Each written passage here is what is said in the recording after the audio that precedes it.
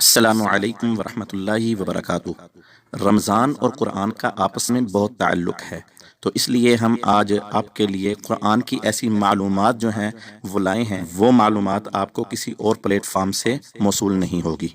آپ نے ہمارا ابھی تک چینل سبسکرائب نہیں کیا تو جلدی سے سبسکرائب کر لیں اور بیل آئیکن ضرور کلک کریں تاکہ ہماری ہر نئی آنے والی ویڈیو آپ کو موصول ہوتی رہے۔ قرآن مجید کلام اللہ ہے اور منزل من اللہ ہے، غیر مخلوق ہے، تحریف و تبدیل اور کمی بیشی سے محفوظ ہے۔ قرآن مجید کے علاوہ دیگر تمام گزشتہ آسمانی کتابیں تحریف کا شکار ہو گئیں، اور اس کی وجہ یہ ہے کہ قرآن کریم کی حفاظت اللہ تعالیٰ نے اپنے ذمہ لے رکھی ہے۔ ارشاد باری تعالیٰ ہے، اِنَّا نَحْنُ نَزَّلْنَا الذِّكْرَ وَإِنَّا لَهُ لَحَافِظُونَ، یقیناً ہم نے ہی قرآن اتارا اور بے شک ہم ہی اس کی حفاظت کرنے والے ہیں۔ جہاں تک گزشتہ آسمانی کتابوں کا تعلق ہے تو اللہ تعالیٰ نے ان کی حفاظت علماء اور عبادت گزاروں کے سپرد کر رکھی تھی۔ قرآن مجید کی تلاوت کے آداب: مسواک کرنا، تعوذ پڑھنا یعنی اعوذ باللہ من الشیطان الرجیم پڑھنا، اگر تلاوت آغاز سورت سے ہو تو تسمیہ پڑھنا یعنی بسم اللہ الرحمن الرحیم پڑھنا، اس میں تدبر اور غور و فکر کرنا۔ تلاوت قرآن کے ثمرات: یہ ایسی عبادت ہے جس کے ساتھ بندہ اپنے رب کا قرب حاصل کرتا ہے۔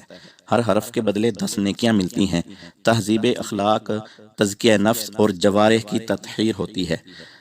قرآن مجید اللہ تعالیٰ کی طرف سے نازل شدہ ہے۔ اس کے علاوہ 3 کتابیں اور ہیں، تورات، زبور اور انجیل۔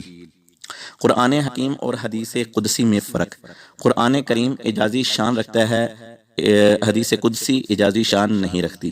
اس کی تلاوت کے ساتھ عبادت کی جاتی ہے، حدیث قدسی کے حوالے سے ایسا نہیں ہے۔ قرآن کے ہر حرف کے بدلے 10 نیکیاں ملتی ہیں، حدیث قدسی میں ایسا نہیں ہے۔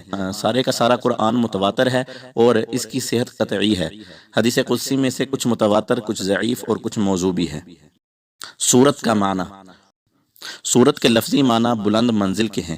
قرآنی سورت کا مفہوم جانا پہچانا ہے، اس لیے کہ وہ ایک منزل کے بعد دوسری منزل ہے۔ یہ بھی کہا گیا ہے کہ اس کا مطلب یہ ہے کہ ایک لفظ کو دوسرے لفظ اور ایک آیت کو دوسری آیت کے پہلوں میں رکھنا، جس طرح کہ سور یعنی دیوار کی ایک اینٹ دوسری اینٹ کے ساتھ رکھی جاتی ہے۔ سورت کو اس نام سے موسوم کرنے کی ایک وجہ یہ بھی ہے کہ اس میں علو اور معنوی رفعت کا معنی پایا جاتا ہے، جو کہ دیوار کی بلندی اور اس کی حصی رفعت کے مشابہ ہے، یا اس لیے کہ یہ محمد صلی اللہ علیہ وسلم کے لیے مضبوط حصار اور حمایت کی حیثیت رکھتی ہے، جو کہ اپنے علو میں شہر پناہ کی دیوار کے ساتھ مشابہت رکھتی ہے، جو شہر کو دشمن کی غارت گیری سے محفوظ و مامون رکھتی ہے۔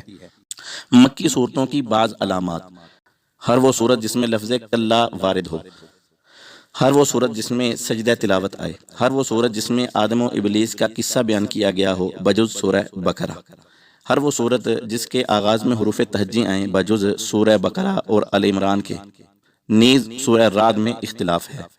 مدنی صورتوں کی بعض علامات: ہر وہ صورت جس میں حدود و فرائض کا ذکر ہو، ہر وہ صورت جس میں جہاد کا اعلان ہو اور اس میں جہاد کے احکامات بیان کیے گئے ہوں، ہر وہ صورت جس میں منافقین کا ذکر آیا ہو بجز سورۃ العنکبوت۔ اگر آپ نے ہمارا ابھی تک چینل سبسکرائب نہیں کیا تو جلدی سے سبسکرائب کر لیں اور بیل آئیکن ضرور کلک کریں تاکہ ہماری ہر نئی آنے والی ویڈیو آپ کو موصول ہوتی رہے۔